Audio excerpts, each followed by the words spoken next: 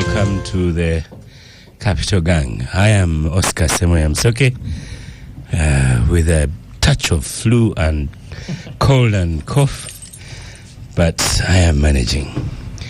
The best to say this now, the Uganda Matters University is seeking applicants for undergraduate and postgraduate programs for the academic year 2024-2025. Applicants must have a degree in a relevant area from a recognized university and a minimum of 2 principal passes. Visit their campuses at Nkozi, Lubaga, Fort Portal, Masaka, Mbale, and Kampala, or call 772-513-715. Uganda Matters University, where knowledge meets opportunity. Derrick Wandera, most welcome to the Capital Gang. Thank you, Oskar, and I'm good for having me. Thank you. And who do we have in the studio? Nanfi, you're most welcome to the Capital Gang. Marianne Kasule Nanfuka. Thank you, Oskar. Your stairs almost killed me. You're out of practice since you've been away. I know, right? But you could invest in lifts or something to make our lives easier. This is a Good small morning building. to our listeners. Yeah. It's an opportunity to do some exercise. Albeit very little exercise. Yeah. I used to do boot camp, Yes. so I'm not as bad as that. Keyword is used to. Used to. Yeah. The way you were panting. No, because we made a pact with Oskar that I would be on time. Yes. And You I was were just- nearly on time. Almost. So I glad was on time. to have you back. Thank you, Oskar. How has Good it morning been to our listeners. in the desert? Oskar, that's another story for Yes. another day. Good morning to our listeners. Okay, maybe Okay. we can start the show and then Yes. we can get into the deserts. Get into the desert. During the show? So As we and when. we I were, have to thank our listeners. yes. You're right. They've been good to me Yeah. There was a during my time hearted away. campaign on social media. I saw. But maybe social media doesn't work. Who knows? Oh, who knows? Who knows? No, but we're in the era of social media. Yeah. You can no longer get away with anything. True. The Topics other for day the when day. I saw Go on. people walking out on the president, I thought it was a dawn for a new day. For democracy and leadership. In the past, they would have been shot. But now with the glare of social media, you can't do that. Yeah. So yeah, we've got to give social media some credit. Yeah. They were And- persuaded to come back and take their seats. Were they now? Yeah, yes, they did. It is kind of rude to talk away from a president. It is. It's like walking out on your father, but if No, there are no ifs. You don't walk out on your So if the situation calls for it, yes, you will. The topics we have for discussion are election season and then the censure. So I'm hoping Honorable Ssekikubo is on his way. Ofonopondo and Ibra Semweya have sent apologies. They cannot make it. So here we are. But before we get onto those topics, maybe we'd also going to discuss the burial of President Rais. But hot news coming in, Derrick, is the ICJ, and Nanfi is a lawyer here. There's ICJ and ICC. So what was the pronouncement of the ICJ? ICJ is International Court of Justice. Yes.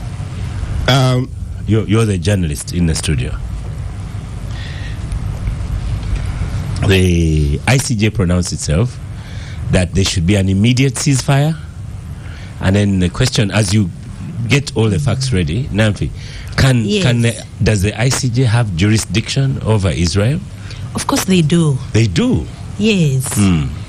But it's a situation of Abana na Ghana. But let him, as a journalist, first tell us. Yeah, certainly there's jurisdiction, like you make mention, and the pronouncement comes probably, one would even say, belatedly, because they were there only recently. Yeah, and South Africa has put another claim. Yeah, I think this is something the world has been waiting for. This pronouncement. Already, there's a lot of damage that has happened, but the bigger question will definitely be whether this pronouncement is heeded to or not. I know of international sanctions that have been pronounced on various leaders and various countries, but never honored. The International Court of Justice pronouncing itself on the Israel matter is one that one would actually say is long overdue, and we are hoping that it is heeded to, that the players listen to it and actually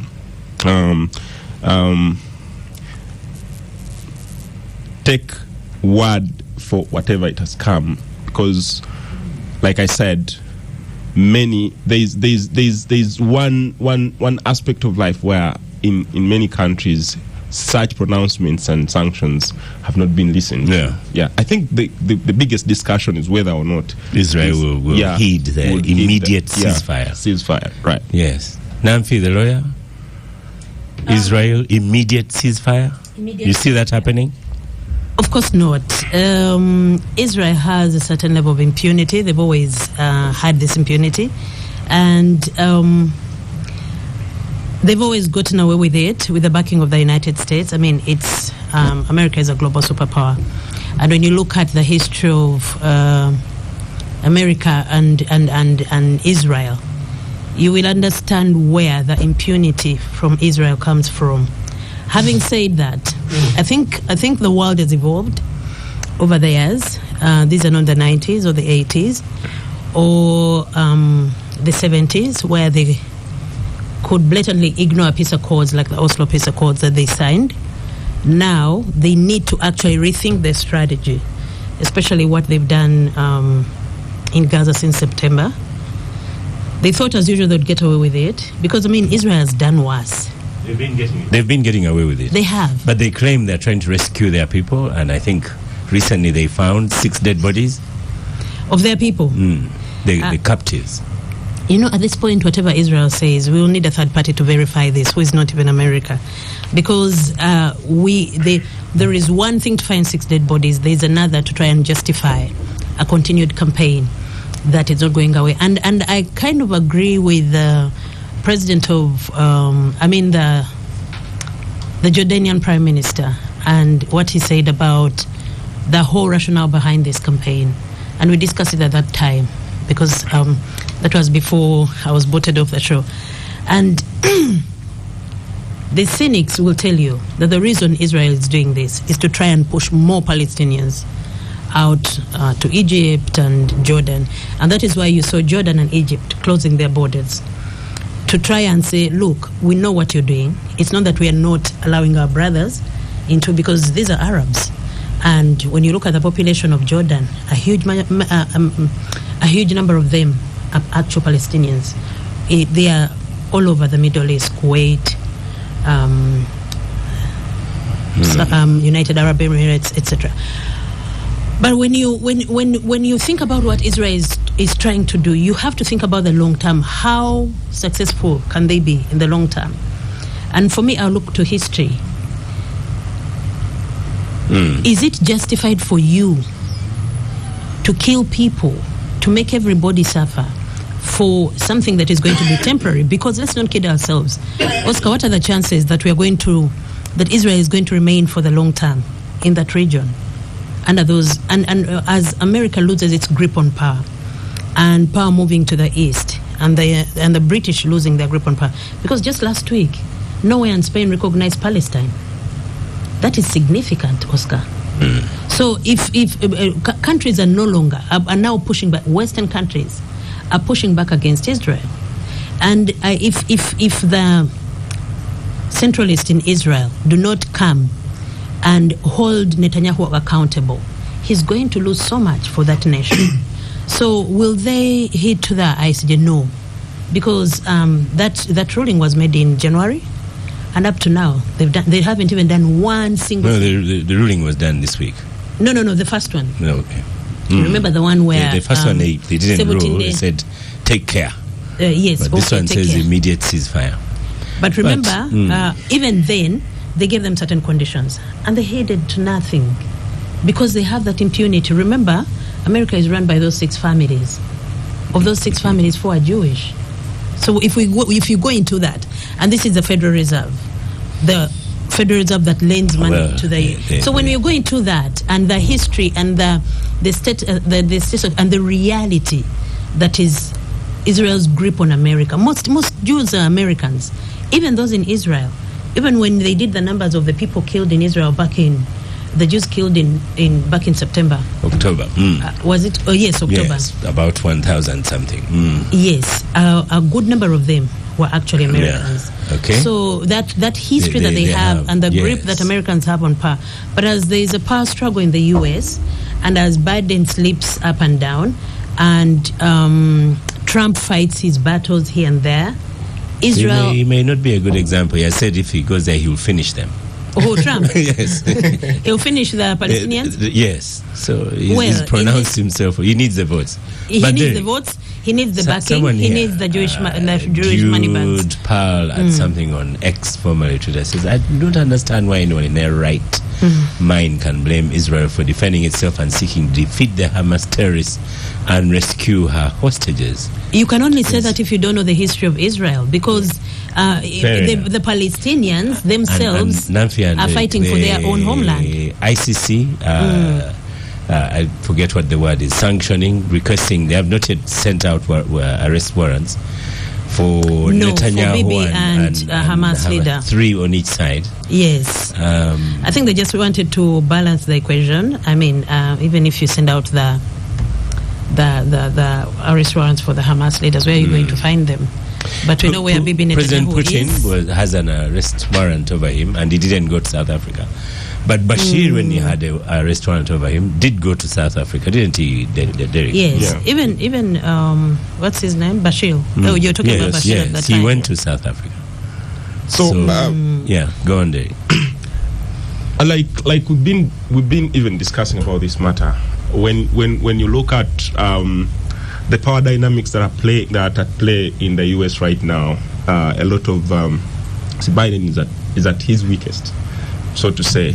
That you need a vote, and then you have this very strong political war you're fighting across borders and stuff. I think it's going to be even harder for the U.S. now, but as we know U.S. and the history they have with Israel, certainly one of the first questions when I saw the pronouncement of the Court of Justice, one of the things that crossed my mind was whether or not the pronouncement is going to be heeded to, and Nanfuka here has given us quite good history and context to that. So yes, I know for sure that this is not going to be listened to. The war is going to still certainly continue, because on one side, just like we're seeing on X and many people saying,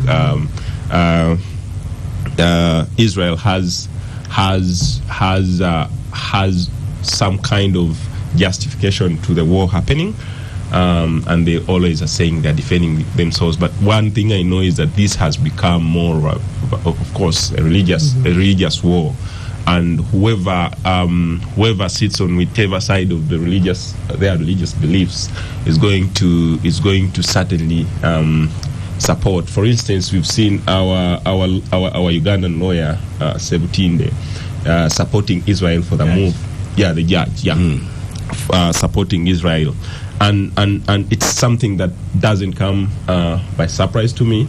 I think it's swaying many, and when you see the U.S. coming very strongly, I'm very sure that many Christians, though people don't want to speak some of these things, many Christians are going to be swayed on the Israel side, and the Palestinian side is going to be certainly supported by the Muslim community, the Muslim population, and it's always been seen. So it's going to be now a regional war, more of a regional war, more to the east, and of course it's going to be torn between the east and the west because of the religious beliefs there and population, but also I don't know. I think it's more than that. I mean, would you say the Norwegians, Spanish, and Ireland, are they in support because on religious grounds. I think there's also a matter of justice. I think it's beyond, but it's an aspect that that many people are overlooking. Okay. Yeah, it's an aspect many people are overlooking, but certainly there is justification to this one from whichever angle you see. Let's go now to election season. There's a tongue-in-cheek, Nanfi, one of your favorite countries, the UK. This week, the Prime Minister Rishi Sunak announced election on 4th of July. Will they manage? That's just a month away. Here, our election is in 2026. And yet... So you saw Kamuli. But Oskar, you're comparing yourself to rich people. They're not very rich these days. You know? But not as poor as Uganda. No. But so, Derrick, you're the reporter here. As soon as you hear NUP is going to launch in Kamuli, your instinct tells you they will not get to Kamuli. So did they get there? I think they to Kamuli they did. Oh, they did. They did, but they didn't address like they had planned, because by the time they get to Kamuli, the advance team has been arrested. The tents where they were supposed to sit have been taken away and confiscated. Many grassroots leaders of NUP have been taken into custody. Just start again. This is very interesting. So the police went to the venue. Yes, removed tents, chairs, and everything. The advance team, because it's not supposed to. That function is not supposed to happen. The advance team was arrested. I think it was arraigned in court yesterday, and they were taken back, and they will reappear. I think on Tuesday next week. It is to Palisa that he did not get where he was supposed to go yesterday, and he was cut off from Sezibwa, the bridge in Sezibwa, and there was a lot of tear gas there and stuff. But Oskar, you and me know that this is the bread that has fed Bobi Wine to where he is now. In fact, for me, I think that police has been of more advantageous to Bobi Wine's growth and popularity than the disadvantage they think they are causing to him by not addressing. Look at the journey to Kamuli. Bobi Wine combed districts of Buikwe, Jinja, combed part of Mayuge, through Buenge to Kamuli, and they were in many people walked from Jinja to Kamuli. Actually, it could have started even way really before. Yes, walked to attend. Yes, many rode their motorcycles from as far as here in I forget the name, but through you look through Mabira Forest, the bridge, then you make the turn towards Kamuli Road.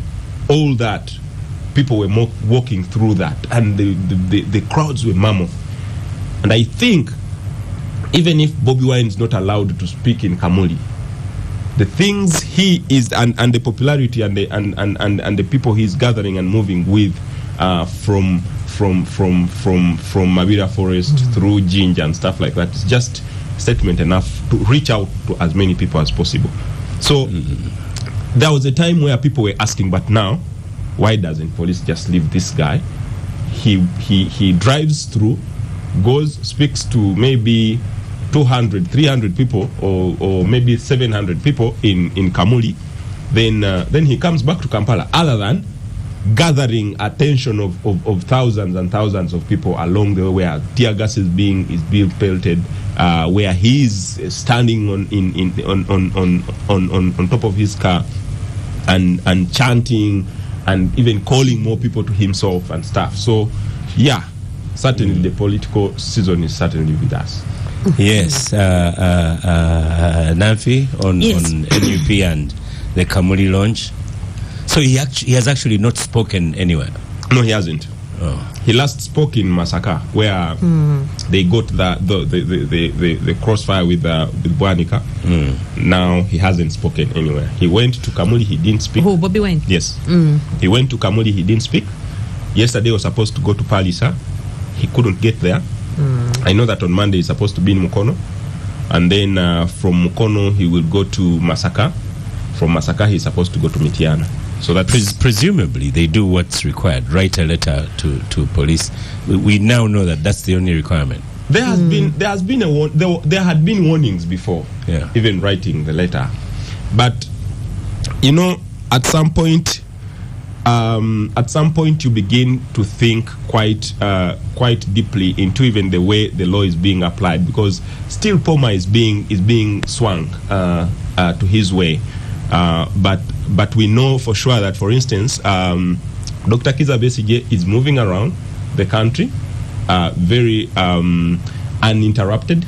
I know that I think Jeno Muhozi had a gathering he was addressing in Masaka, I think on Wednesday or Thursday. Yesterday, President Museveni had the gathering. As PLU? Yes, as PLU.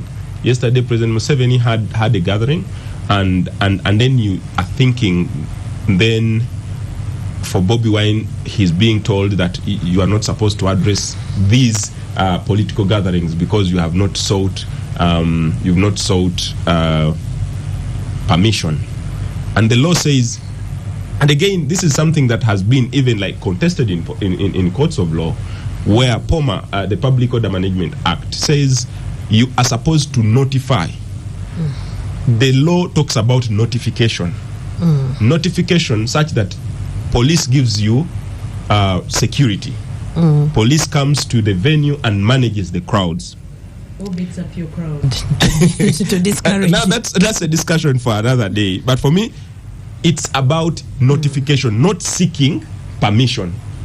Now, police has turned the whole lingua that is used in the law to seeking permission. It's not, the law doesn't speak about seeking permission. The law talks about informing and notifying the police. And I think that is Section 8. Some of the sections in POMA have been contested. But yeah, that's where matters are as of now. Okay, Nanfi. As expected, you say. This is this as expected? This is business as usual. By now, after so many years, I doubt any Ugandan is surprised at the events and what's happening. In a way, I actually suspect that you may find that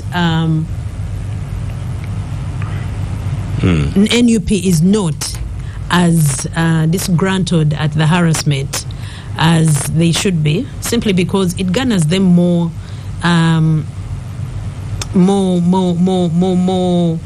access to the media, and all this you can see it playing out in on social media. You can see it playing out in the newspapers. So it gets them a certain political mileage, gets them certain coverage. So I don't think they should be. If they're disgruntled, they shouldn't be as disgruntled. But Oskar, for me, the biggest problem is that then it just kills democracy when they do this. But we expect police to do this. And last week we saw the changes in police, in the police force. Those changes, of course, do not come. They are intentional. They are people they've put there for a certain purpose, and I'm sure the president has briefed them on what to be expected during this period. So nobody is surprised, and I think NUP, as they plan these visits to Kamuli, to Palisa, and all over the country, they should have a plan for police acting like this.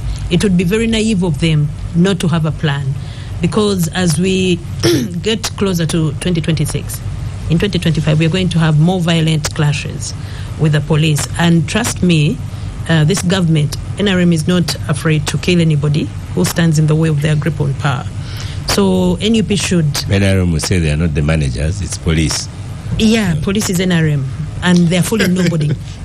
But Oskar, I think NUP should concentrate more on the areas that they did not reach in the last campaigns. Because whereas, for example, the North and the East, whereas I don't believe that in those areas NRM won outright, as they claim, it was easier for NRM to rig in those areas because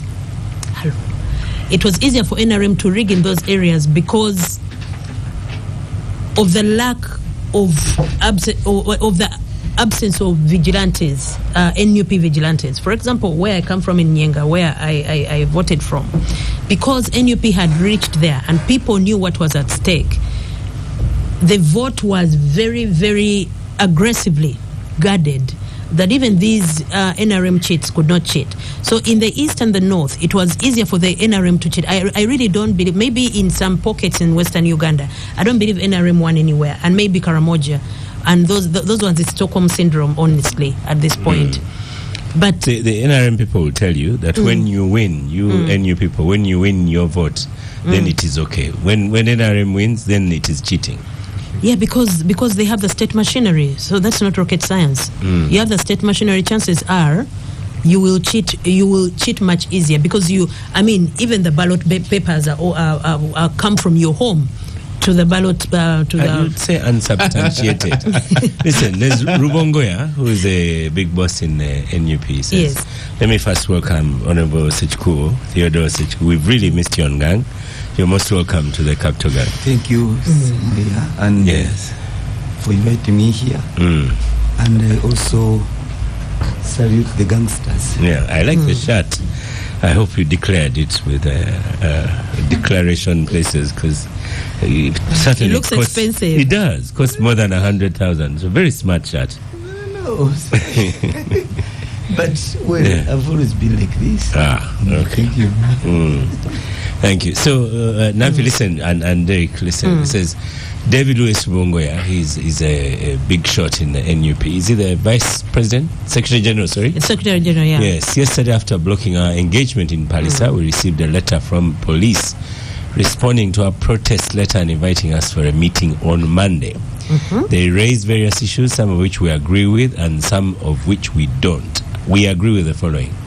Notify police about the venue, program and time of each event. Provide evidence of permission from venue owners.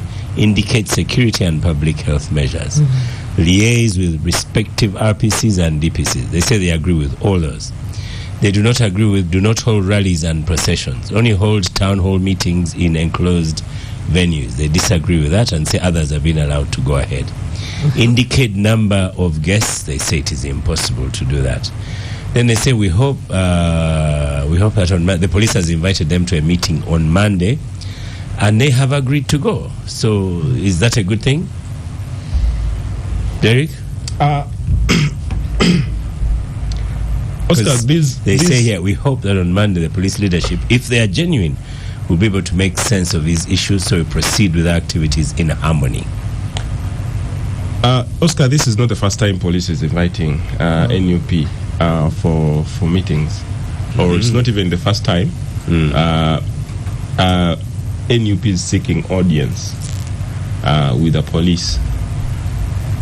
What I know about the fact with police is they will call NUP for that meeting, and certainly NUP will be very eager to go for that meeting, and they will talk about some of those things, but it's not going to stop the police from doing whatever they've been doing, because it is not rocket science for us to know that there is certainly a deliberate move to stop the NUP from whatever they are doing, consulting the people, and we know the disruption that NUP causes in most of the places they go in terms of halting business going to a standstill in some of those places that they go.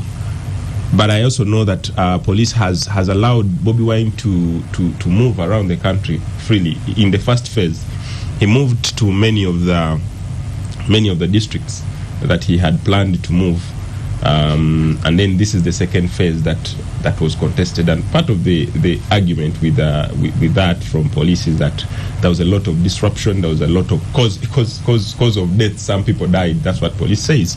I don't remember we reported anyone dying because of a stampede or because of I don't remember reporting anything like that. But this meeting for me works for the NUP, because they need it, and they needed it even. BMK gift, one of our favorite listeners, is not happy with you saying police is campaigning for NUP. Says, but Derrick, do you think these people enjoy being beaten? No. I will clarify that. I think it is not the intention of campaigning, but what I'm saying is, in so doing, you are popularizing NUP more than they should. Like Nanfuka here said, first, NUP gets that media coverage that probably they wouldn't have gotten. But can I interject, Oskar? Yeah. Just because you get a compensation of $2 million from an accident that severs your legs doesn't mean it's your advantage. No, for me, I think if there are no deaths and stuff like that, I still feel we are here because of what police has done to NUP. Okay. Just for instance, let me give you an finish example. Off that quickly. Going to Kamuli, NTV deployed their best reporters. Daily Monitor deployed people from Kampala to go and just cover that. And I think NBS did the same, and most media houses, because it is something that is newsworthy. It's something that attracts a lot of attention of the whole country. And that doing, Bobi Wine passes his message through. He passes his message through.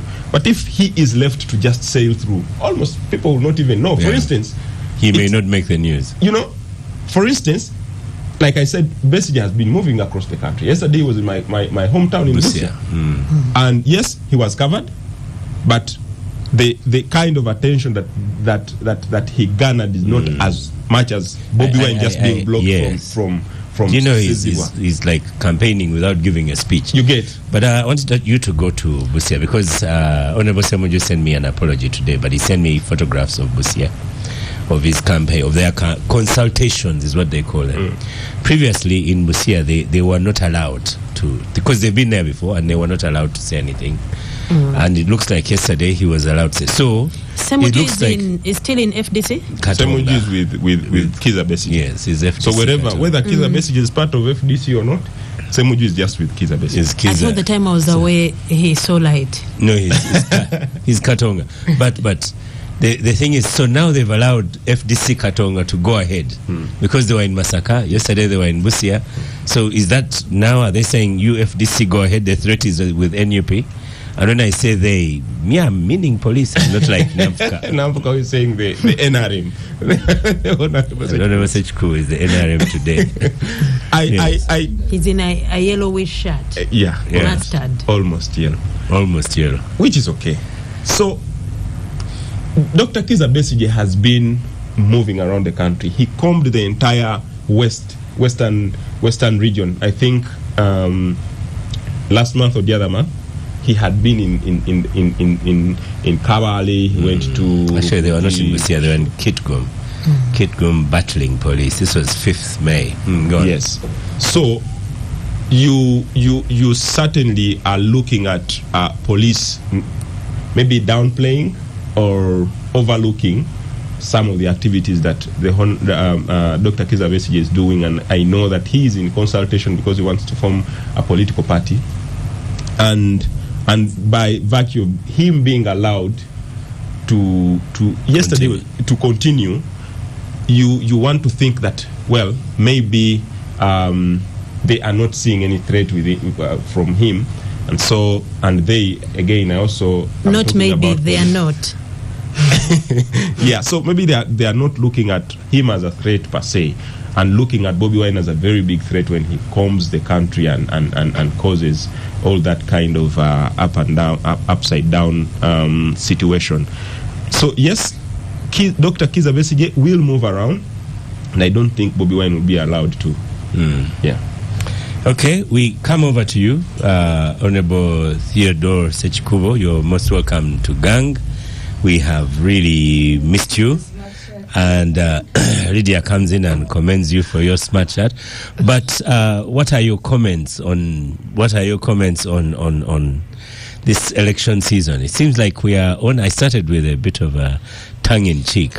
The UK Prime Minister announced this week that they will have their elections on the 4th of July. Mm-hmm. So 4th of July is just over a month. And I was wondering, will they manage? For us, ours is 2026 and tear gas is already happening. Oh, yes. You see, when you compare our situation, you find it pales in terms of democratic credentials. And you wonder why. Because after the last general election of 2021, everybody knew we were proceeding and progressing towards 2026. So the sad occurrences then ought not to be repeated now. Because we saw it coming. We knew it was going to come again. So I think it isn't the best to always pride in this tear gas phenomenon that we are seeing. And I was wondering, because the opposition thought it was a Kaihura project. They always bash Kaihura. Talk about it, yes. Kaihura, tear gas, Kaihura. They thought that probably... But now there's not even a substantive IGP, not in office yet. Yes. But the tear gas is available. And as I was saying then, that it is the machinery behind this. Kaihura happened to be a player, but where we are now, I don't agree with the way things are moving, because we are setting a very, very bad situation that is going to keep on mounting throughout 2024, and you can be sure 2025 will be worse as we go to 2026. So I think the best is it a good moment to remind you that you're in the NRM party? Yes, I am. Okay. And that's how I've been. So to me, I think the important thing now is to de-escalate. Let there be consultations. And to me, I feel boxed into a corner when other players are allowed leeway to consult, are allowed leeway to have processions in cities and towns, and one party is being stopped, one member is being stopped. To me, even if I'm to win the race, I want to win honorably, without the insinuation that they fear so therefore the state machinery is set against him. And to me, we are giving. I want to agree with with Derrick really on this one. I want to agree with him. Is that once you overreact, you are causing such big news. The media houses will focus there, and as a result, you are creating a hero. Why don't you allow the man to consult, to go about his business and beat him fair and square? Fair. Never beat him fair and square. Pardon? This is. You don't know, but give him a chance. He doesn't have a machinery of the big party. So I'm playing the devil's advocate here. This is what I'm saying. That to me, we are the ones responsible for the mess, and we as a party in power, it is duty upon us to ensure that Ugandans are delivered to a peaceful election exercise. Do you know you've been in, I remember many years ago after an election, I interviewed you when I was still doing television, and you've been in those very same wars of battles, of pre-primaries and all. Has it improved in your own party? I hope my own party now is a bit, has moved from that dark chapter of pre-primary fights. Yes, because it used to be. I have Lydia in the studio as well, but even her pre-primaries were it used to be, were not easy. Yes. Our elections in the party could be handled ad hocingly. Because just a few months to the primaries, then electoral commission would be formed, and then members would be selected, and they start from nowhere. But now at least we have had an electoral commission in place for a while, with the register for a while now, and I hope they will not be taken by surprise And your party has been ahead by having local committees in villages and registering voters, members. Has it happened in your area? No, we succeeded at the register. We succeeded at the register, but as for the local council elections, we didn't do that. We hope we still find time to do that. But let me tell you, the strength of NRM has not been even in the party structures. The strength of NRM has been for the coalition of the willing. Yeah. New members who are here in the party. This is the direction we want to take. And it has been popular with the population. That's how we managed to pull it off. But I think now as we move on in party formation, we need to strengthen our structures. There is no way we can run away from that. We are going to make 40 years in power. If a party has been in power for 40 years, certainly it should have a strong base in its structures. Let's start with your own constituency. Is the village committee, does it exist? Has it registered people? Are you happy with that registration? You see, Remember, we are coming, as you said, you have a register, without going into the history when the register used to belong to one person. Yes. But now it is there? We have the register. But I hasten to add that what has so far put together us in NRM is the notion that everyone in the village belongs to NRM. So you have to run it. You have to run it very, in a clear way. Because if you say the party would belong to only this village committee and these are the only ones who want in a party, I hear you lose on that mass party picture that we've been boasting of. To me, in my area, everybody is NRM. In fact, the fights have always been NRM. When you have Shatsi versus her uncle Toyota, then Ssekikubo versus whoever, you've had a few fights, but it's all within NRM. It has always, by and large, been NRM. Okay. Honorable Wanyoto, welcome to Gang. Very smart as well in your Busuti. For you, the village committees, have they done their work? Are you satisfied? And Honorable Ssekikubo, remember, I keep reminding Lydia when she's on Gang that she's a big honcho in the NRM party. She's one of your big bosses in the party. First of all, I must agree with you that Honorable Ssekikubo is very smart. And I want to request Nanfi or yourself take a picture. Banyankole say Terechani. Beat a picture with me so that it is historical with the Honorable Ssekikubo. Honorable Ssekikubo is my voter in the party because I am voted by the whole country. So people from Remiaga, Zimbabwe vote for me. And also his radio in the neighborhood in Mubende. I run programs on it, so he's a very useful leader of the party. The NRM party has started a process to update but also register new members of the party. The first phase was done. New members? Yes. You have new members that wish to join NRM? Yes, many. Okay. Many. Actually, there are... You sound surprised. There are very many. No, Honorable Ssekikubo has said this is like a whole village. You say the village is NRM. So you don't go around saying new members. So. No, we have new members. We have new members who have joined the party. Those who have come of age, yes, but also those who have joined us. Not you only celebrate Mao. You know, this Mao's introduction is today. But you don't not only get people joining government or joining the party at national level, but even on the village. They live with other parties. You threw in a word there so you're saying Mao joined the NRM?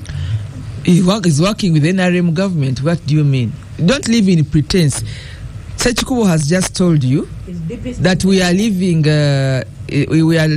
a mass party story, a narrative. So if you see people joining us, do they join us by half? They are fully with us. If we are the ruling party and you've come to serve as a minister, what are you saying? I don't think Mao has refuted it as well. So let me make my story of mass party. So NRM has a bus that has no doors, so it is open. And I just wanted to give an update as to I don't know what Honorable Ssekikubo has said. We began the process to update, because the register has members. On the village, the custodian of the NRM register on the village is the NRM chairman. But the one who has been going around to register is what we call a registrar. So that book is on the village. It's called the Yellow Book. It's on the village.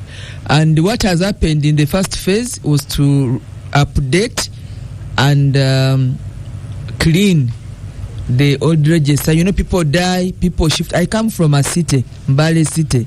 So we have a lot of settlement issues. Today you are in this village, the other day because we are in the town, we keep shifting. So we are trying to update who is here. For us in the city, we are receiving new members because the state has mobile settlement, and we are removing those who left to other places or those who died. But now, Honorable Ssekikubo, this quiet you see since we registered is we are putting the register into digital. Because when it came to the village, it was in the Yellow Book. So at regional zones level, we are now entering into digital, so that by the press of your button in your office, either in Remiaga or in Kampala, you can see who's on the register. You can be able to see who's on the register. Tongue-in-cheek question. So let me finish on the register just a second. After that, it will come back to the village. For the, you know, when we are registering the first phase, children were in school, but you have people in these tertiary institutions, universities, these ones who are doing skills institutions. They will now, we shall find a space during the holiday time for them to come and join, but also for you to see the display, whether what's in the computer is also what's on the Yellow Book. So that's the story of the NRM. When we are done, that's when we shall run structures and also elect national leaders, including SEC. Thank you. I have two questions for you. And as I said, the first one is a little bit tongue-in-cheek. So your opponent stood as an independent. Is she now going to register as NRM as you update all these things? Oh, that's her business. There's a process, but she's free. Now she has to go to her village where she stays and votes from. There's what they call a village baraza, which Ssekikubo actually is referring to, that everybody is free to be. So we have a village baraza. She can now go and say, yes, I'm independent, but I'm in my party, I'm rejoining my party. Because automatically when you become independent, you are assumed to have left the party. But you know, there's the legal and the politics. Yeah. So legally, she's actually free to join the party. I mean, to go and check her name, it could have even still be there, because nobody really bothers whether you have joined or not. It's the heat of the politics that changes things, but your membership stands. Legally, you go back to the village baraza, you pronounce that you are back to your people, forget about the independence things. The community now, the village now receives you back, and you update. And I think if she's still interested, she should have gone to her village. The window is still open. Without any doubt, if I still have the breath, I'm a candidate from Mbale City, woman MP. But the window opens when? Like January 2025, when someone can pronounce themselves in another party? No, Ssekikubo, is it 1 year or 6 months? It's 1 year. But it's more prominent in parliamentary. But we have councillors, we have all these other people. They go where they wish. They go where they wish. But I think it's more pronounced for the parliamentary seat to join a party legally, to say now I'm joining this party or independent. So that the issue is not so much about your allegiance of work, but it's about whether or not you lose your seat. It's like what Honorable Ssekikubo said, that because in the past you would lose, they say you've crossed, so you lose your seat. So that's why Semweya has told us he will wait for January. He will wait because he wants his seat, and he still believes that maybe 60% of his or 70% of his victory was not so much that he was a party member. He believed that him as Semweya. Lydia, finally closing out on this. So which one was in the cheek? That one is that one. Okay. You've answered very well. So thank you. No, I'm a good answerer. You did. I don't know about the word answerer, but yes. Yes. Let me ask her the same question I asked you. Yes. But now on these matters, NUP, what's your opinion?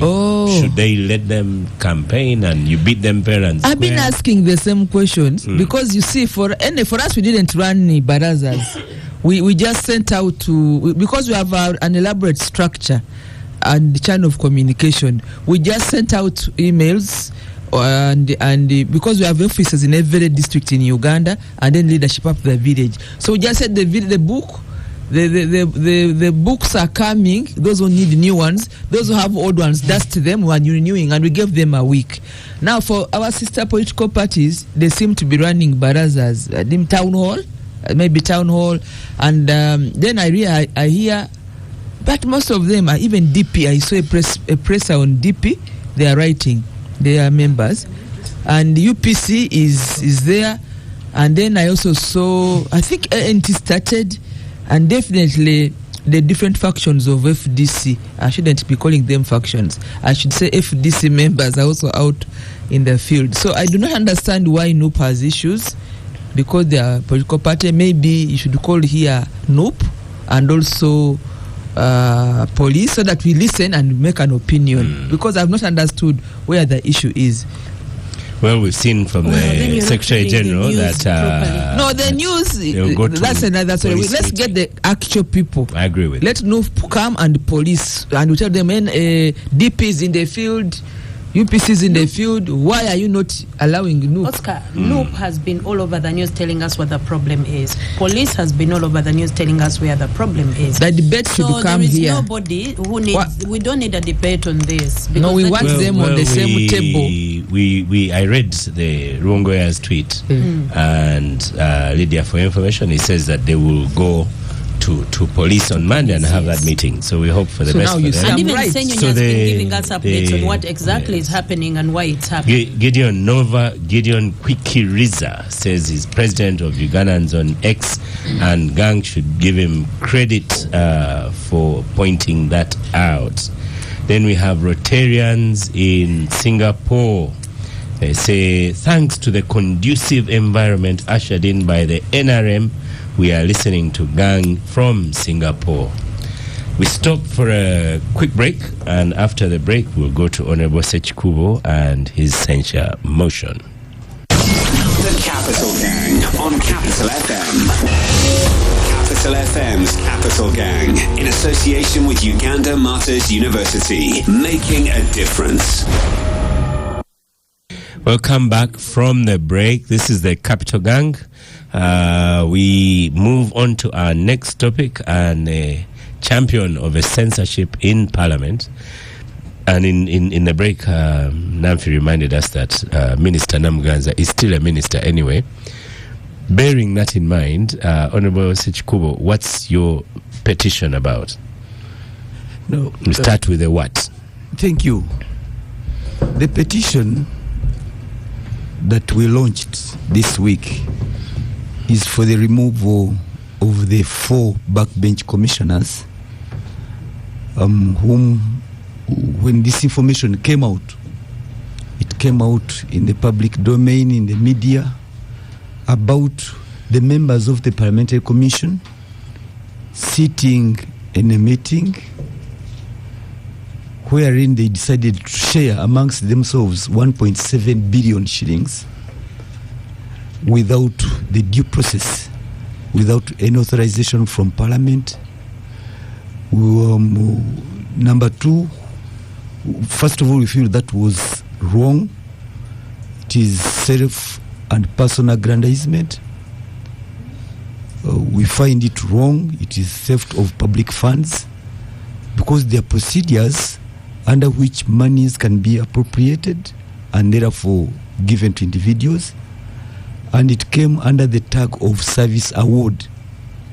The service award, usually where it happens, it isn't really in monetary terms, but here, before you even conclude your service, you are just beginning your service as a commissioner, and you are paid in advance as a service award. And this one offends the laws of the land, the code of conduct. Remember, you sit in that meeting and you have personal interest, and you award yourself, and you are well aware that this is against the law and the code of conduct for you to sit and deliberate on a matter where you have vested interests, where you have financial interest and you don't declare and you go where you're seated in. So when it came to light, we sought to have audience on the floor of Parliament. We sought the Speaker's indulgence because the Speaker, she's our boss at Parliament. She has wide-ranging powers. Wide-ranging powers. She can accommodate any issue once you raise it. And usually, at that point, you may even seek for her guidance. Madam Speaker, we have this matter. We seriously think it should be debated, it should be brought on the floor of Parliament. And that opportunity was never allowed. And let me tell you, this was not, when it came to public domain, it was no longer a matter for the 4 commissioners. It was an indictment on the institution of Parliament. Because Parliament is the pinnacle of accountability and transparency. We hold all government ministries, departments and agencies to account for the monies disbursed to them. But how come that when it comes now to Parliament, we shy away from accountability? And we say it was wrong. Number 2, it lowered our moral standing in society. Parliament should be the last place to have shady deals. Parliament. So when we invite all these others and we do not have the moral standing anymore, there is a problem. And lastly, when the 4 are being put to task by this Parliament, in a way members of Parliament shall have the opportunity to show to the world that yes, collectively we all look bad. Collectively we all look bad. But we need to exercise ourselves to say that those who are culpable should bear their own cross, not all of us. And that's where we stand. Sekikubo, yes. Are you aware that people might think you are getting back at the Speaker? Because you had a chance to put to her to clear the air. And she told you, we have that in video, that she does not respond to rumor. So this time, how will she receive this petition? No, but how am I getting back at her? Because I stood on the floor of Parliament. I requested for that opportunity. And by that time, we had the medium-term expenditure framework papers. Then, when I raised, he said, now you see, we have ministerial policy statements which have to be laid, and we are racing against time. But after this, we shall have opportunity and space to debate the same.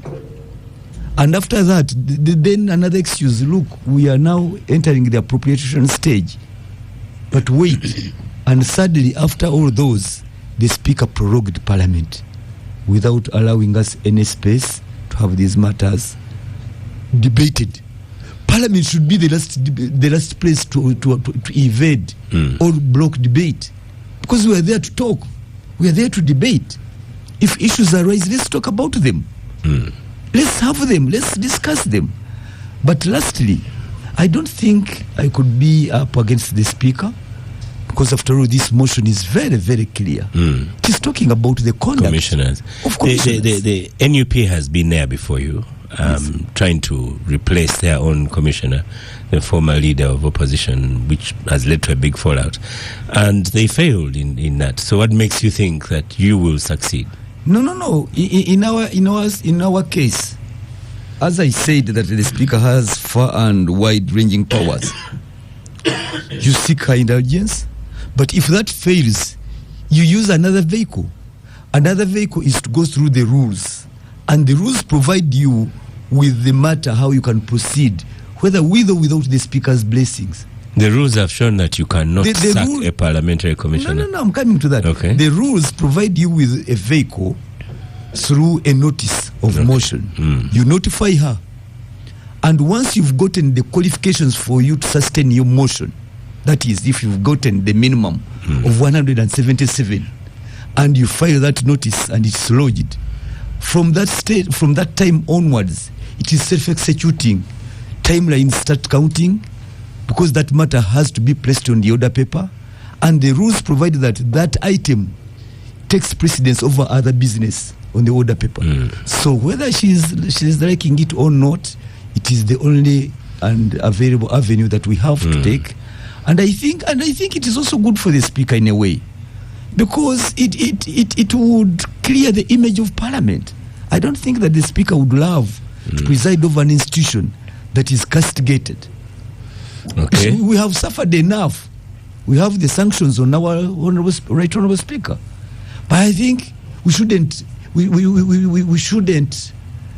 pile it up more than that.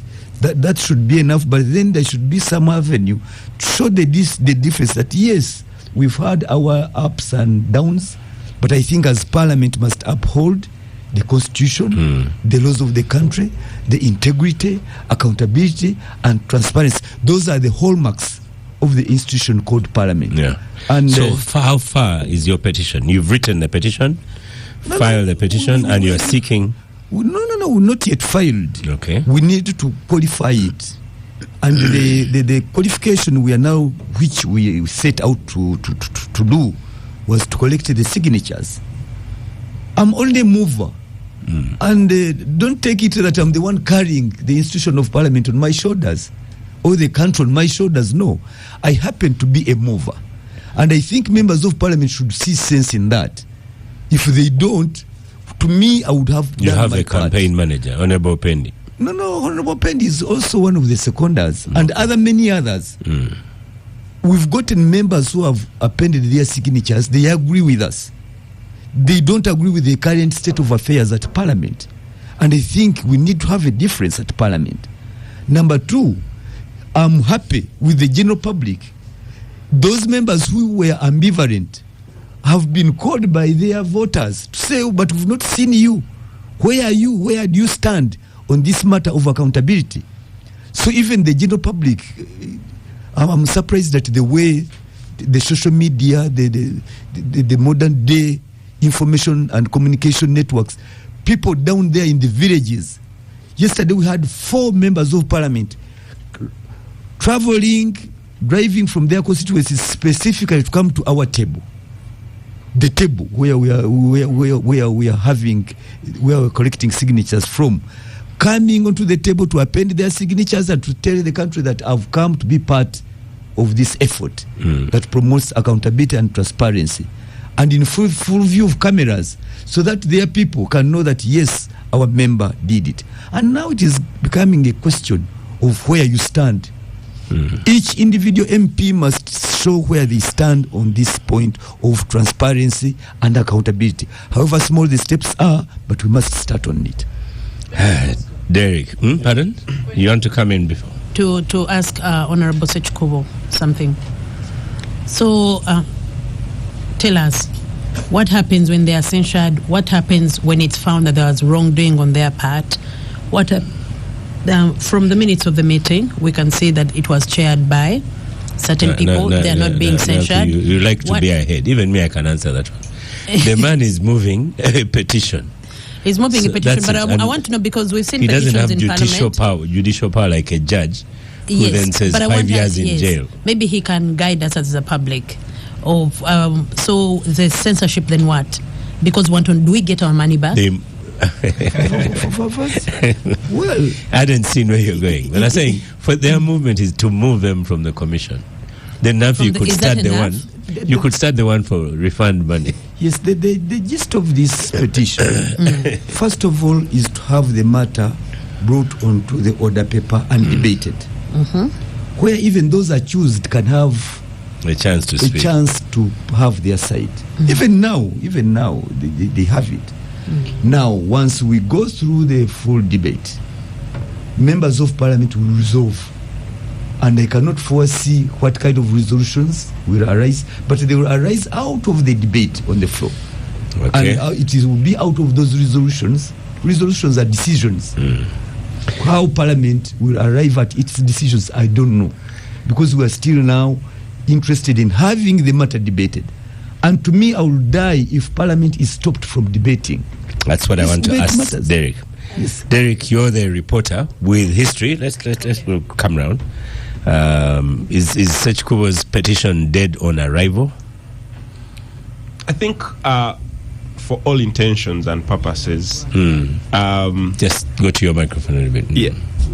For all intentions and purposes, I really applaud the Honourable Ssekikubo on that motion. One day there was a press conference and I was asking Bobby Wine that you have recalled as a party your commissioner from the position of commissioner in Parliament, but you have MPs within Parliament, and just the party by merely calling a commissioner might not necessarily amount to what you exactly want unless he comes out and says I'm stepping down, and we've seen in full glare of everything that he can't do that.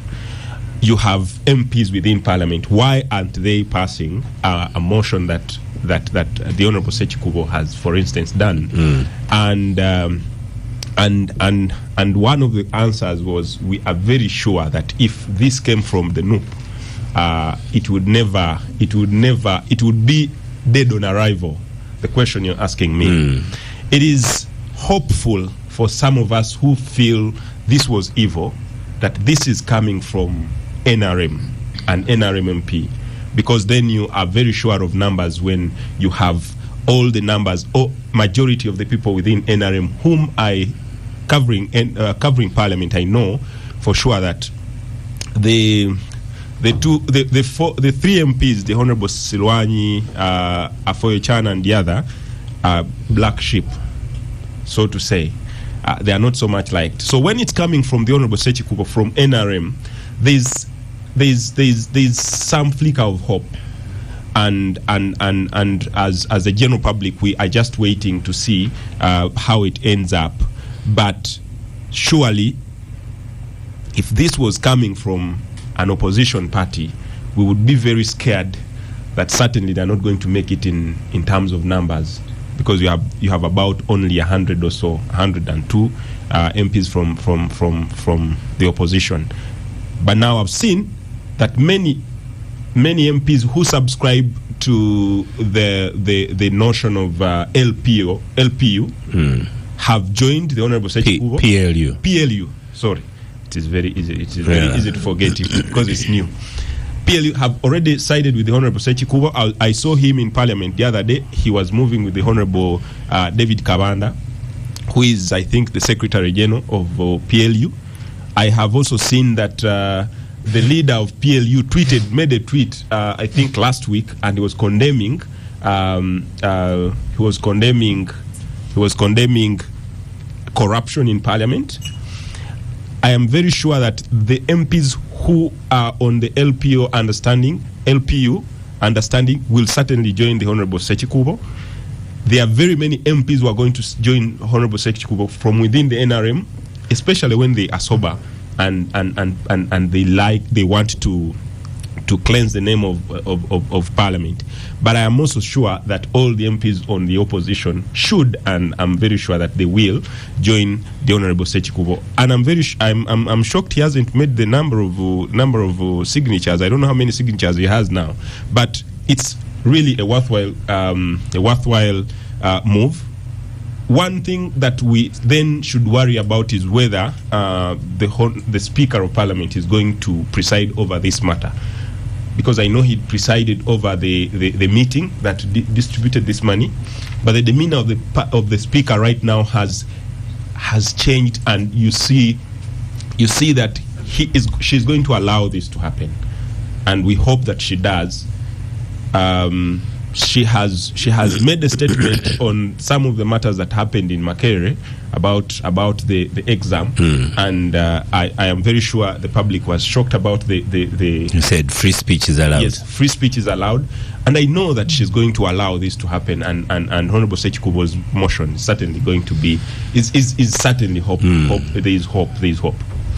So Nanfi, expanding this a little bit, what happens to Honourable Mpuga, who firstly, for him, is the only one who said he chewed the money.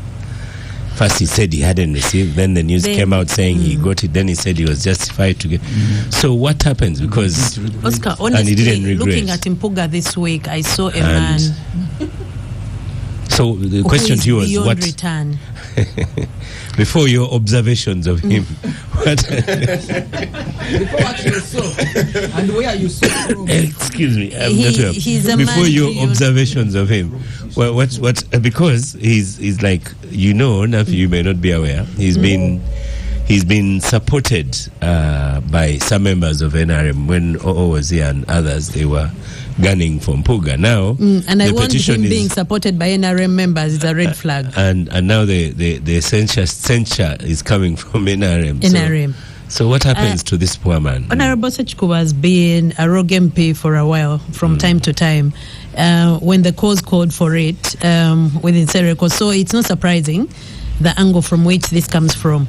Am I as optimistic as... For once you're talking about a him. rogue who is here, he can respond. Yes, So yes. this time round, go He ahead. has. You remember the rebel MPs? Yeah. He was a rebel MP. Okay. So he is from time to time. And now they have this league of patriotism that is running around with Muhozi with an agenda that we can discuss in another show.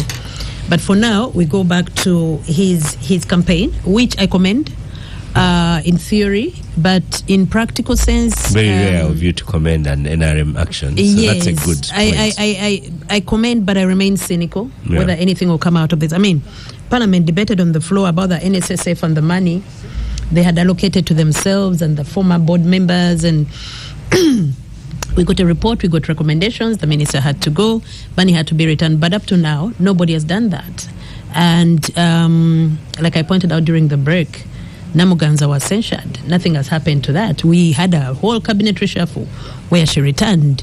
Mabati thieves are still roaming around, and it takes another country, the UK, to at least try to bring them to board. Even those who went to court, doesn't look like much is going to be done to them. So these gimmicky procedures that go nowhere, honestly, no longer impress the public much. And when Honorable Ssekikubo talks about cleaning up the image of the public, I snicker a bit. I mean, Parliament the current Parliament as is still going to remain on the wrong side of the tracks. I don't think the public as is has any hope in Parliament. We don't look to them as a savior. Once in a while, we are forced to, the way you would look at your abusive father to save you from a lion, but they remain an abusive father. But overall, I don't think we look at Parliament as a beacon of hope for many reasons. I mean, we can sit here and judge these four for taking money. I mean, Mpuga was 9 months into this, and he's awarding himself for service rendered. And you haven't even been a year in a position. And then I haven't heard him talk about the award they're giving the Auditor General under the similar manner. Are we going to also deal with that? Even if he's retiring, under the law, is it proper? He had a salary. No, for all these years. He was well paid. He has a pension as well. He has other ways he's been remunerated. Why are we giving him more money from a very impoverished country? So for me, but do you agree with at least with him? Do you agree with him that there's some due process coming up, that people will have a chance to oppose it? If there's a due process where and under the law where people have a chance to oppose it, then all is well. Parliament My has fear a chance is to, at the end of the day, once Parliament is compromised, they will let anything pass, or they won't make the numbers, and you'll find all these ridiculous laws or processes going through, because they didn't even bother making the numbers. Like I said before, we as a public, and I speak for quite a number of people, we don't look at Parliament as our beacon of hope or as our solution to the problems that we have now, because the Parliament itself, first and foremost, is amorphous. There are way too many. Number two, the allowances they give themselves, which are not even taxed. Number three, the laws that they allow to pass that are pushing against Omuntu wa Wansi. And then later, for example, when the traders are rioting, Parliament comes in to be shocked that the traders and then when the traders were speaking out, which parliamentarians were even there to speak on their behalf? So when we look at Parliament, we look at it as part of the problem, not a solution. And I'm not even surprised that these people would sit and give themselves money, because a typical parliamentarian these days is a failed businessman or a person whose career has failed. Now they're looking to earn something somewhere. So when they get an opportunity to loot something without even earning parliamentarian it, in the studio. a typical, yes. No, I'm saying, so he may be out of the, may be unique. So what I'm saying is, most of these people, even when they leave their positions in Parliament, most of them have nothing to do, have no jobs to go back to, have no businesses to go back to. So what do? The moment they're in Parliament, they are looking from COSASE to parliamentary committees they're looking to make quick bucks. So you will see these commissioners were doing the same thing any other parliamentarians could do. Is going to do in the same position. If they have access to free 500 million shillings, they're going to take it. Of course, I was very disappointed because I held Mpuga on a certain, not pedestal, but I thought he was better than the speaker, say for example, who is the poster child of corruption as we speak right now. But look at where we ended up, and this is a person of opposition who we hold at a higher standard, because remember, opposition MPs have not been pushed upon us by the state machinery. Most of them actually get these positions on merit, as in the population actually votes for them and wants them in those positions. So when you see one of them also do this, then it feeds into the narrative that people have that all parliamentarians, opposition and non-opposition, are compromised and are just there to feed their stomachs. So, Honorable Ssekikubo, it's going to be a long climb for you to try and clean up the image of Parliament. And I will tell you, not in the NRM's lifetime. I don't think as we speak, with the Parliament majority as NRM, an NRM that after 40 years cannot even do the road in this road, Oskar, that I'm always complaining about. You name any, because I've come through Kamwacha. I thought I would not come Mawanda Road, so I came behind Kamwacha. All the cars are like on a dance or something. Yeah, but there is that one which is so bad from Makinde to Munyonyo. Yeah. Salama Road. Heavily populated. And you should see the number of population who come from there. And yet we think we can give 1.7 billion to a handful of people to thank them for service rendered as being commissioners. But this is before they even serve. All some have served for 9 months. But this is business as usual for most of the leaders in an NRM today. And I think their motto is, yes, and I think one of the things we need to deal with is that whole dynamic. In Luganda, we say a monkey sitting in matters of forests. Most of these awards and allowances and money is given to Parliament by Parliament, because, for example, the Speaker and Deputy Speaker have a budget of over 216 million for their clothes. Who decided that? The Speaker themselves at some point. For so now, let's continue we with have the service award. These service awards we have, when we are dealing with them, and we are just targeting these 4 people for this moment. And the chances of even them leaving these positions are very slim. I'll be pleasantly surprised. Okay. But you're not saying Ssekikubo will give up? No, he shouldn't. Okay. I mean, we need to do something. But to tell you the truth, I'm not very optimistic. Let's go to Lydia here. Lydia, again, using Uganda, one word only. This. Do you think Honorable Mpuga is isolated? We had him severally here on Gang, a very reasonable man, lawyer. But has he, in Uganda, the word is kanyewa. Did he eat kanyewa? I don't know whether it is kanyewa. I've said on this Gang before, and I think I had to be high praise, because I was like, in Uganda today... Listen, there's a message here on X. People are listening to and posting. Oskar's reaction when Nanfuka called Among what she called him, he said, now.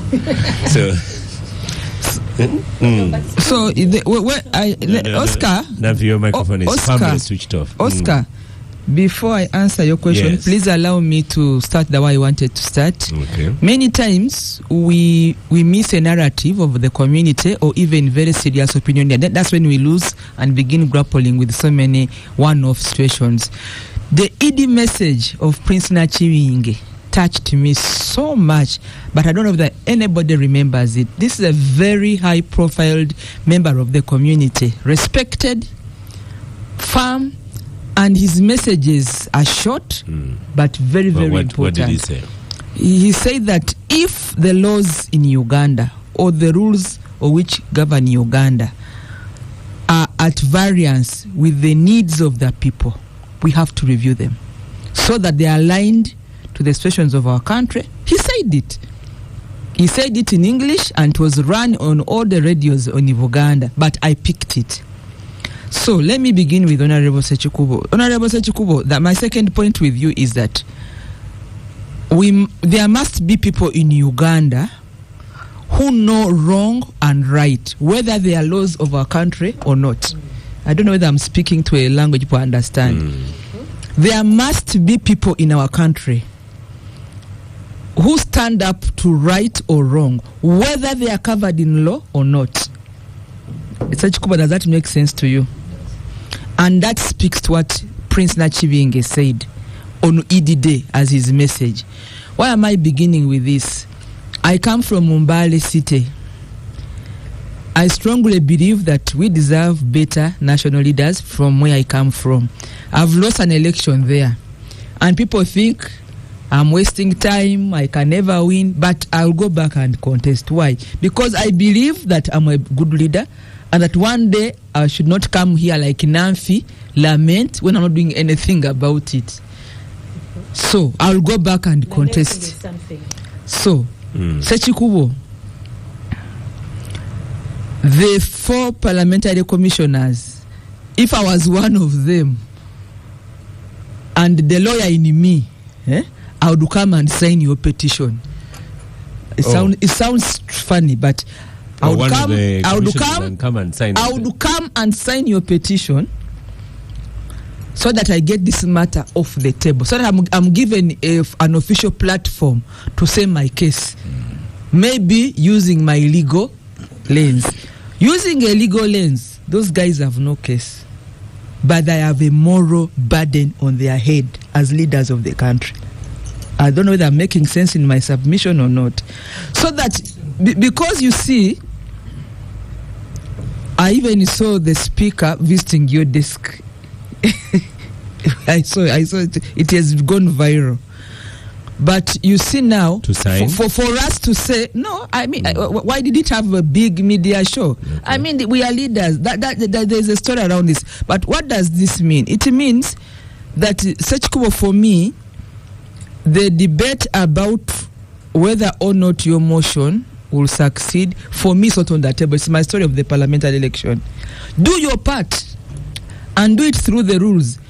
You would have done your part. Let them come, you have your say, they have their say, and there is a conclusion on it. So that the country says 500, you have how many?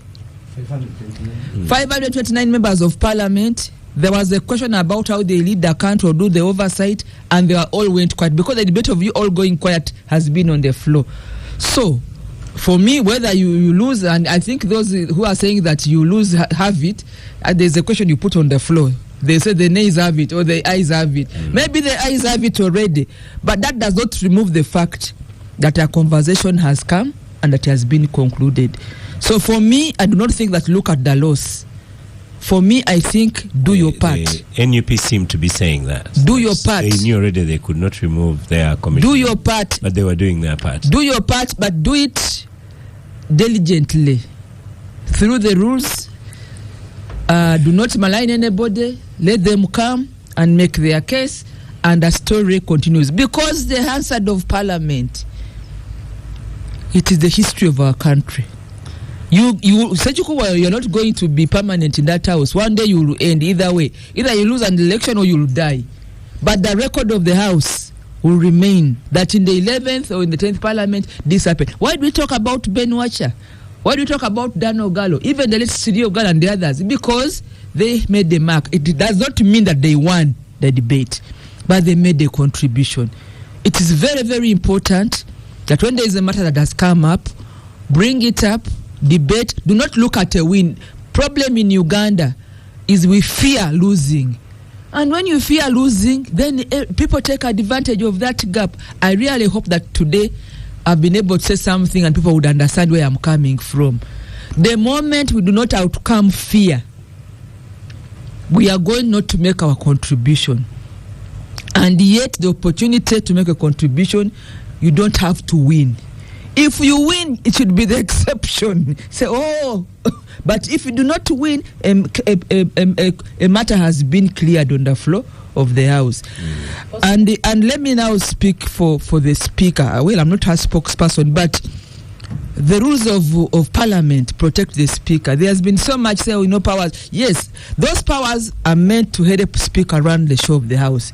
But the rules of procedure, she cannot run away from he cannot run away from those rules of Speaker. So we should give the Right Honourable Speaker a benefit of doubt that she does respect the due process of the House, and I think there is no record in the past that she has done that. Even when you say she prolonged the House, I think, fairly speaking, we have been into a hectic budget season, Honourable Ssekikubo. But let's see how it goes after the budget session, and then you have your matter debated.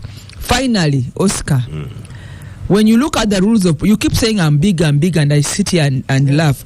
Yes, we brought in place. Someone has said that your time has expired.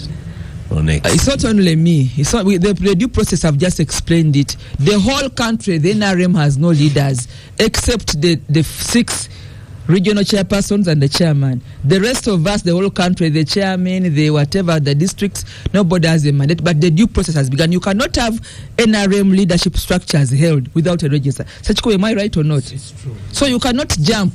You must have a register, then we organize elections.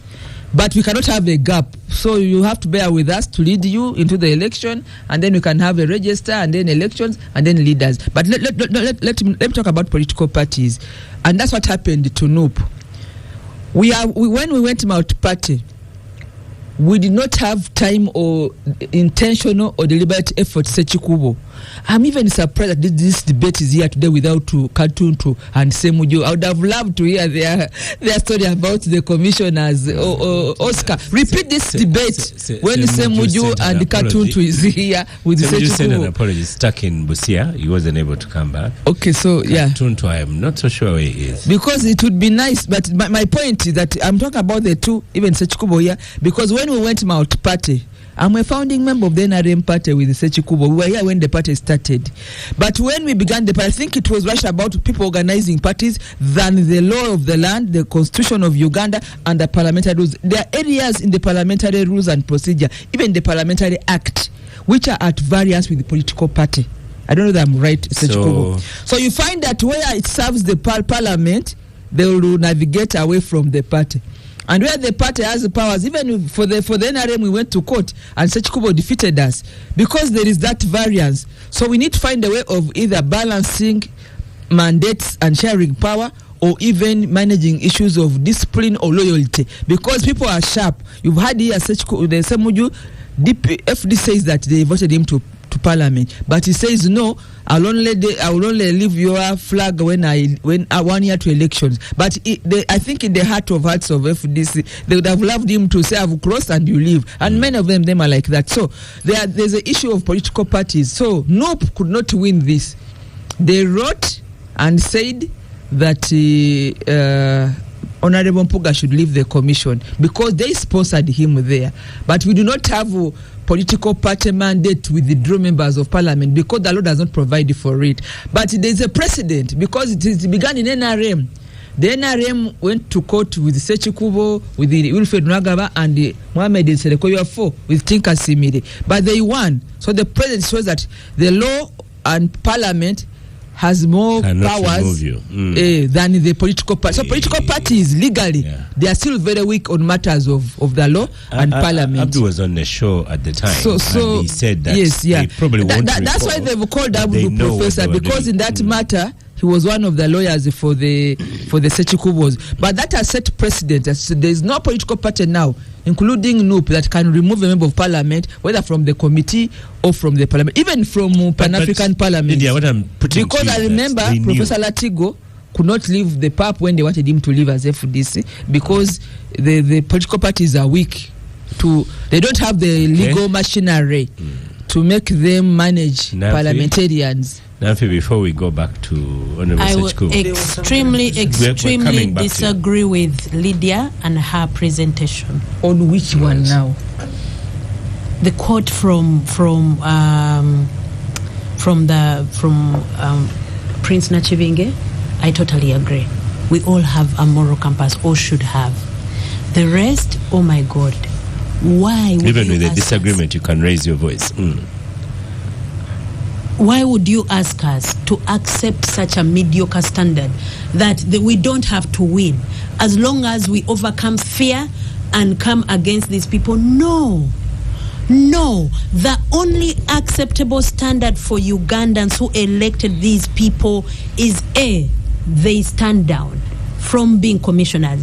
B, they leave parliament altogether. C, they return all the money they took. Full stop. Short of that, we are unimpressed. Those mediocre standards of, someone spoke about it, they debated it, that is enough. It is not, and it will never be. The reason we are where we are, that again and again we see these scenarios, from Mabati to this, to the next person who steals money from government with impunity, is because of that standard.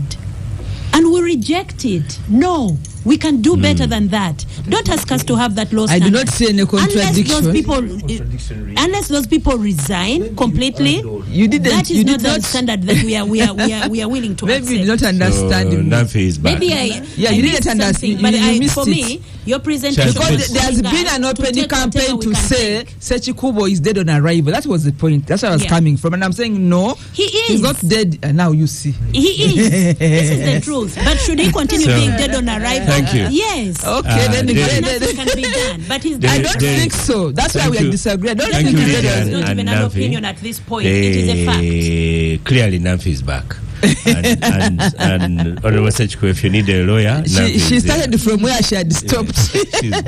Do you want to add on a comment before we hand the microphone back to Honorable Ssekikubo?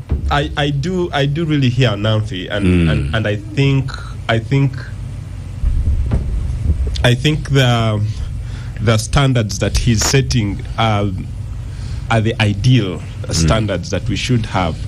But also understand where the Honorable Wanyoto is coming from, and saying even a small win in such a matter is good enough. But then whether or not those are mediocre standards. Imagine that you can write a petition and people are shocked that she even has a few signatures. NBS ran some names on that, but you mean people can sign? Because that was even not expected that people can sign. But what does that say about the House? For me, I think now that it can happen. For me, I think this matter has been on the floor of Parliament, and I have seen the strength with which the Honorable Ssekikubo has tried to push, and the number of times he has stood up just to speak about it. And whether or not he wins, like the Honorable Wanyoto says, we shall say there has someone been there has been someone who has showed concern. He has showed concern. He has had his day in the field, and he has given a contribution. And it's one of the questions I was asking. Okay, we have seen all these allegations, but what are we doing about them? Are we just going to keep quiet about them? Don't we really need to pass a motion like that of censoring some of these people? Of course, I know the history of censorship in this country. I know of a minister who was censured, I think, years ago.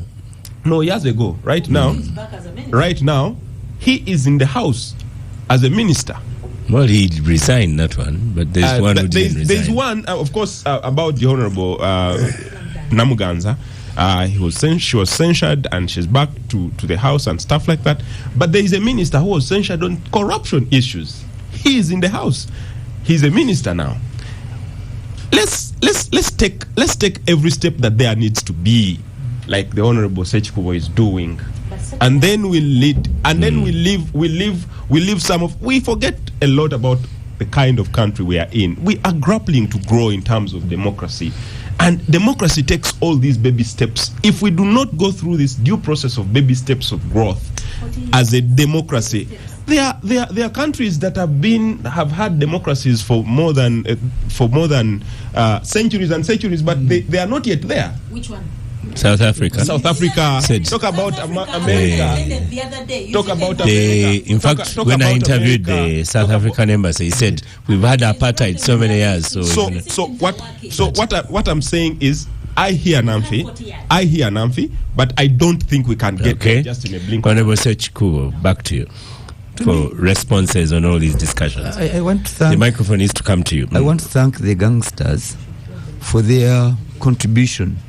I think, to me, I take it as a contribution to the ongoing debate. To enrich it, we do not have the monopoly of ideas, but these are matters where we welcome each and every addition as long as it is in the positive direction.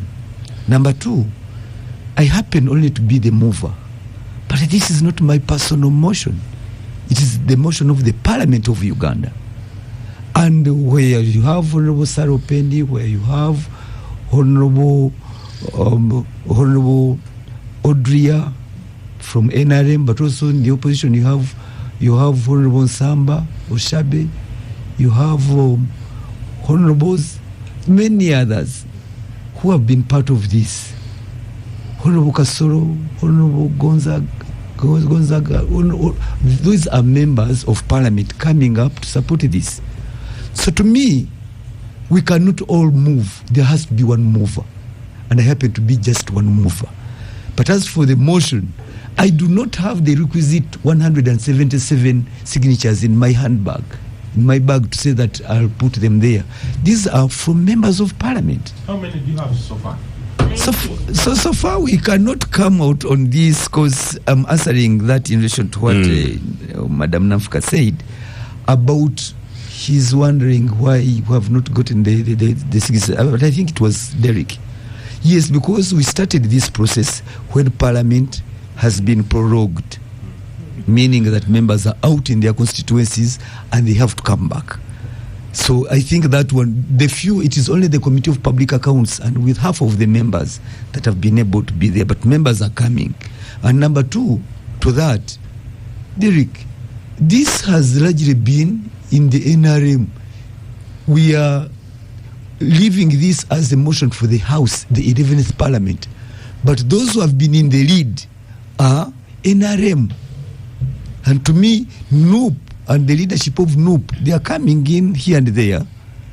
But the main board of NUP has not appeared. But so far, this motion has been sustained by the NRM side, meaning that on the question of accountability and transparency, it isn't a monopoly concern of the opposition. Also, the NRM members come to Parliament ready to make the country move to another stage. And those of the 10th Parliament who lost, those who were replaced by the NRMs, they came to Parliament also convinced about the need of accountability and transparency. And to me, the senior members should have been the one in the lead. But once we have all voted to Parliament, every member is equal. You can't say because I've been there longer, therefore I'm superior or I know more about this. No. The only thing is that I have the small experience. You remember when government was entering into oil deals and agreements without having a law in place? We also went through a similar process. We had to call Parliament from recess.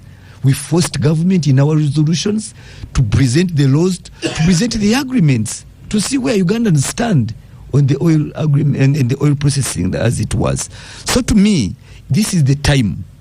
And I want to allay the fears of Nanfuka. Nanfuka, please.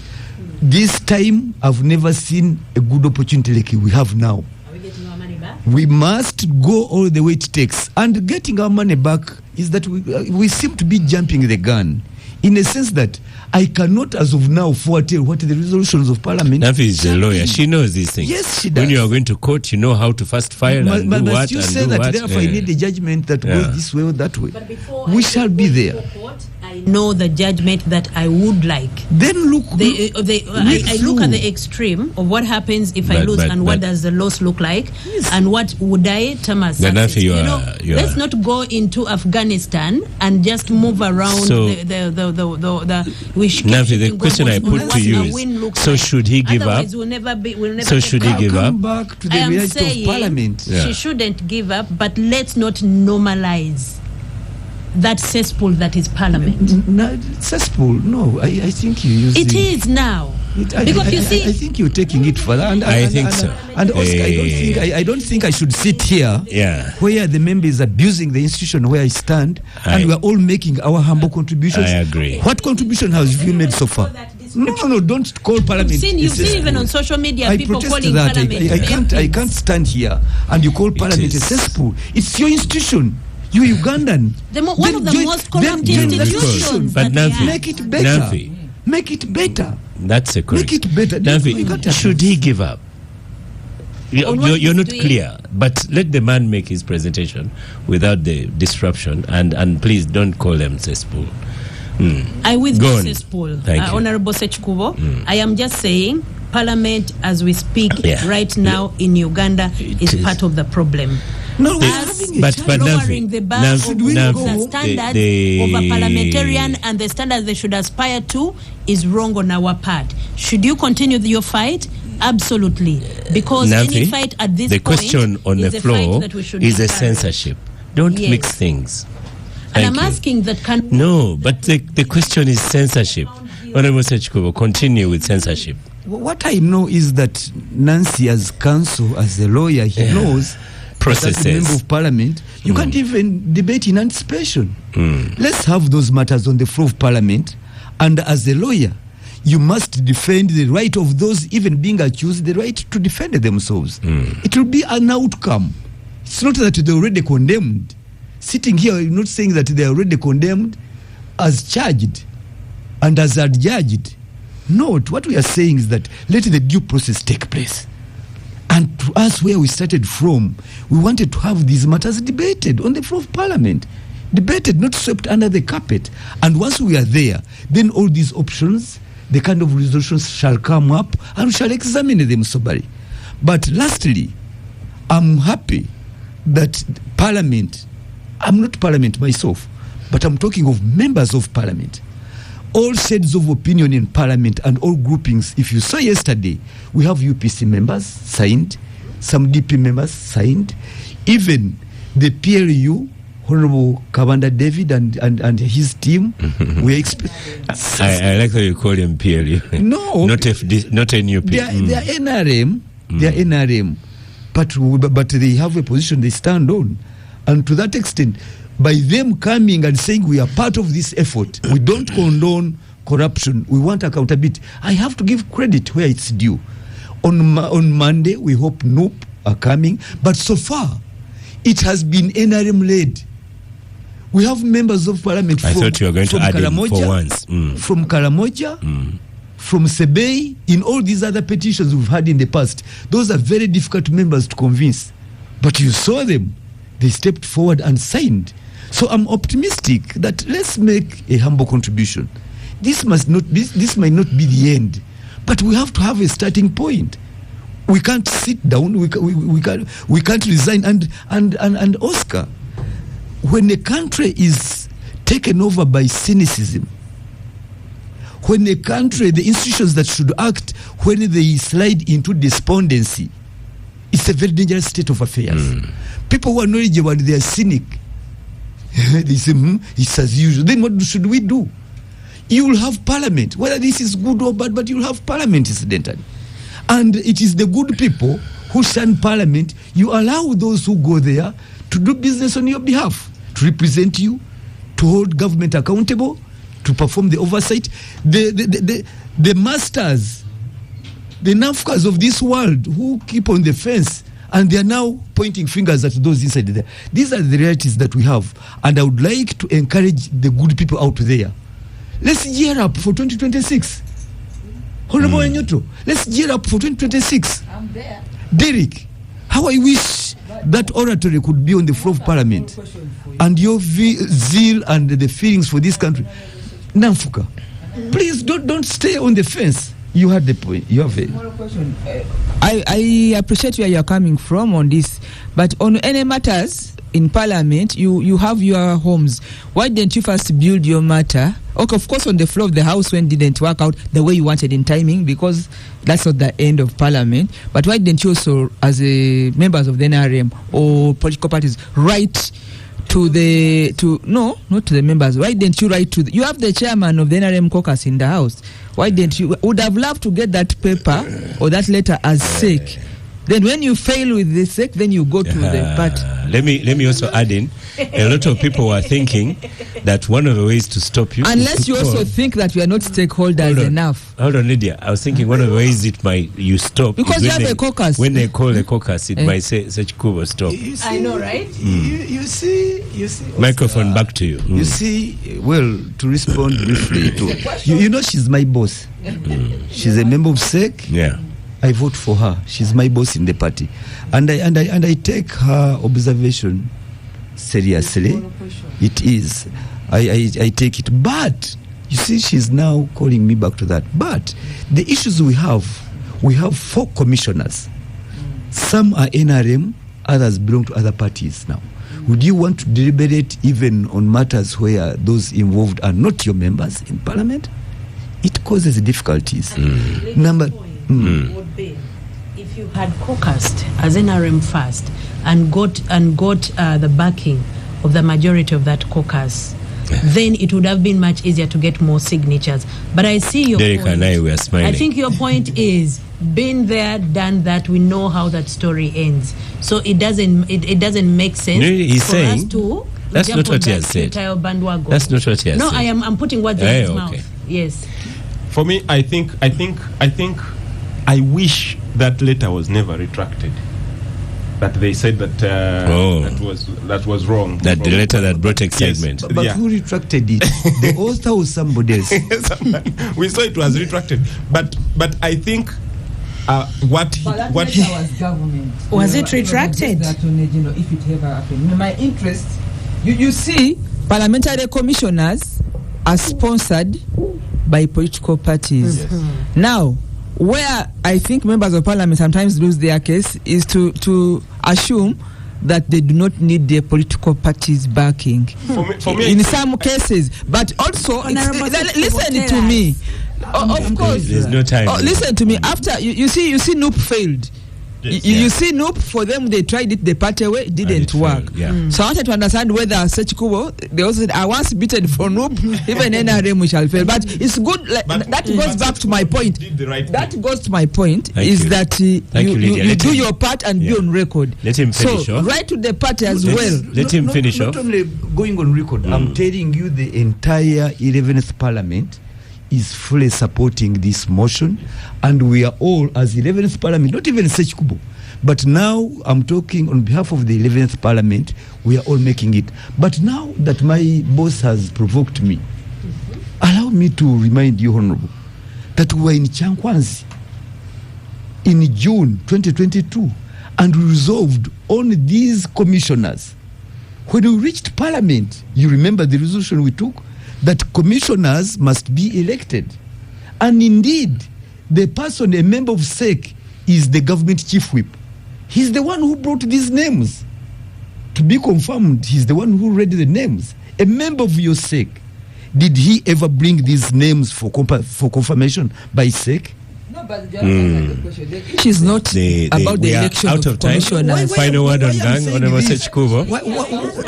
Honorable Ssekikubo, final word on gang. Why I'm saying this is that Lydia should be uploading me. Yes. And the movers Sure of the motion. Because we are doing what the party ought to have done in the first place. Thank you. So thank you. Thank you, journalist Derrick Wandera, for your contribution on gang. Thank you, Nanfi, back on gang. Thank you, Honorable Wanyoto, back on gang.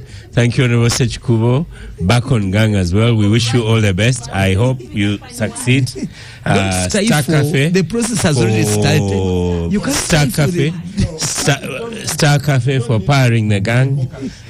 Uganda Matters University, where knowledge meets opportunity, for sponsoring gang. I am Oskar Semweya Musoke, and I will see you next week. Debate, as you can hear, is continuing in the studio.